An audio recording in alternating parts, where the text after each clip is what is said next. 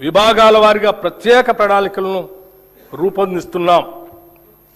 Central sponsor schemes గత ప్రభుత్వం 2014 నుంచి 2023 వరకు కేంద్ర ప్రాయోజిత పథకాలు సెంట్రల్ స్పాన్సర్ స్కీమ్స్ నిధులను సరైన రీతిలో వినియోగించలేదు.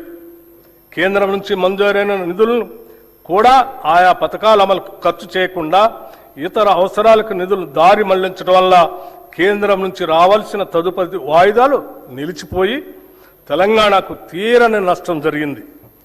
మా ప్రభుత్వం అధికారంలోకి రాగానే ఈ పరిస్థితి వెంటనే గుర్తించి 2014-15 నుండి 2023-24 ఆర్థిక సంవత్సరం వరకు కేంద్ర ప్రాయోజిత పథకాల కింద బకాయి పడ్డ నిధులన్నింటినీ సంబంధిత శాఖలకు సుమారు 3,000 కోట్ల రూపాయలను ఈ ఆర్థిక సంవత్సరంలో విడుదల చేయటం జరిగింది.